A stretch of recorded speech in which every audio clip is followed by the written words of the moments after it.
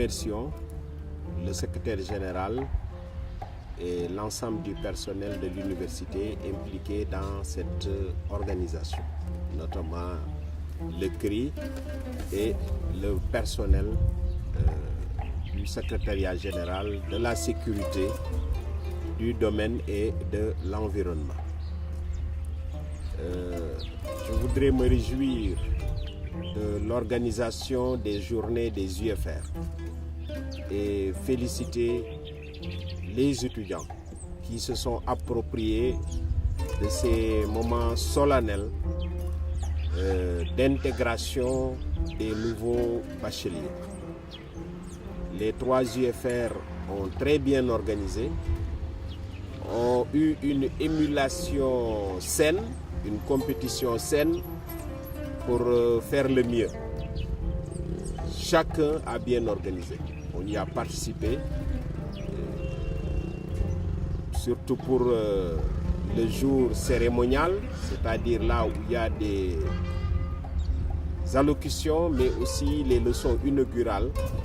Mais on a senti l'effort que les délégués ont fourni, que les étudiants ont fourni pour réussir. Et ils ont réussi. Nous félicitons et remercions aussi les responsables de ces UFR, notamment les directeurs adjoints, les chefs de département, l'ensemble des enseignants, du personnel administratif, technique et de service qui ont appuyé les étudiants. Ils les ont laissés faire et c'est ça qu'il faut parce que c'est leur affaire, mais je sais qu'ils ont mis la main à la pâte pour réussir. Je voudrais surtout souligner l'importance des thèmes choisis par les étudiants, ce qui démontre leur degré de maturité mais aussi d'engagement.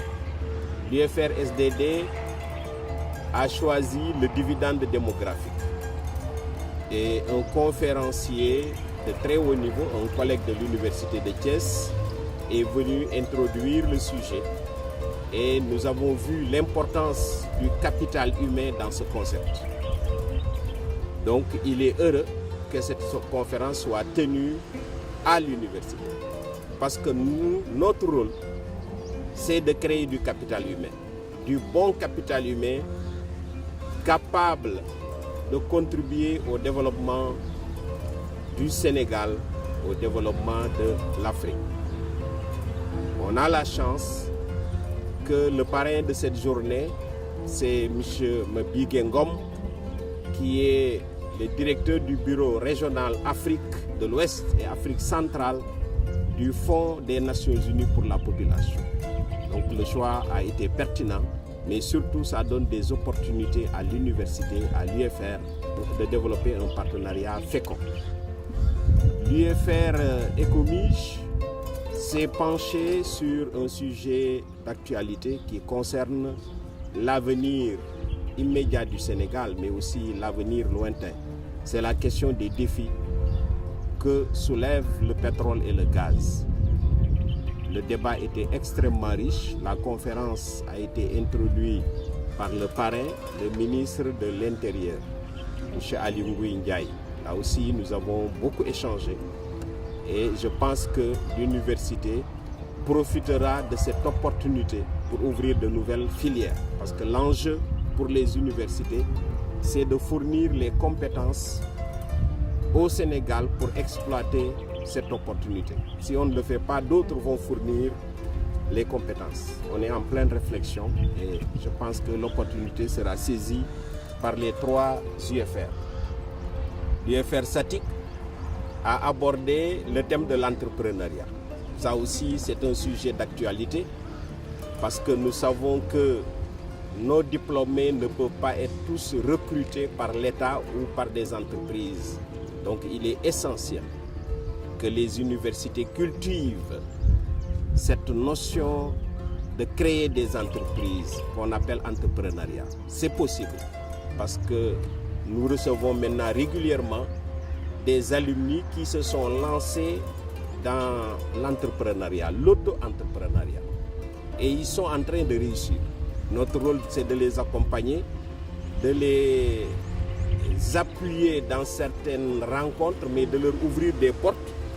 Et la semaine passée seulement, j'en ai reçu un groupe qui s'est lancé dans l'agriculture bio et ils sont en train de faire des résultats extraordinaires. Et donc c'est essentiel que les autres qui n'ont pas encore fini leur formation se rendent compte que si on essaie, on ne va pas insister à être recruté par l'État parce que l'État ne peut pas recruter tout le monde. Peut-être même on peut être plus heureux en étant recruté par soi-même ou par une entreprise. Donc je les encourage à continuer dans cette lancée qui est une lancée innovante, c'est-à-dire réfléchir sur des thèmes qui intéressent le Sénégal et voir comment l'université peut apporter sa contribution. Vous vous étiez tous mobilisés pour y participer. Il faut tenir ce cap.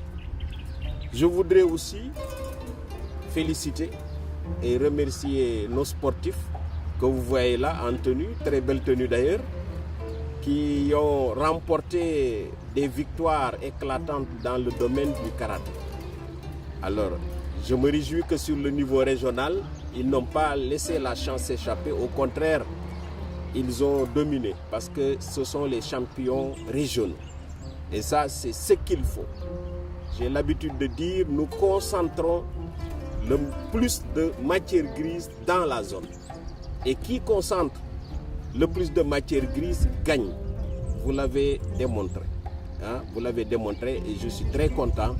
Et il nous faut vous fêter, vous célébrer.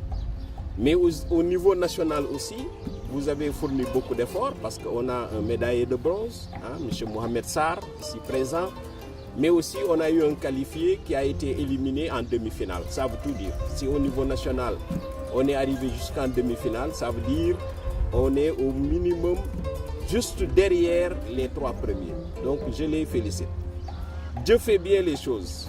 Quand on m'a envoyé les résultats, j'ai regardé, mais je dis que Dieu bénit l'université Alioune Diop. Pourquoi je le dis? Parce qu'on a gagné au niveau régional et nous devons gagner.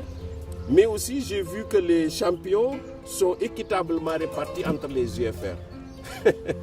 Peut-être ça, ils ne s'en rendent pas compte, mais ça, c'est extraordinaire. Mohamed Sarr, médaillé d'or, Kata or donc, IJ. Fatoumata Signaté, développement durable. Et je crois que c'est argent. Hein, et Mam Ndaw, MPCI. Donc équitable. Mais aussi derrière, si je continue, il y a eu Mohamed Diouf qui a été donc qualifié et qui a tenu la barre haute. Mais si vous voyez aussi l'équilibre genre, ça c'est extraordinaire. Ça veut dire que Dieu nous aime bien et que Dieu vous protège, chers sportifs. Merci beaucoup.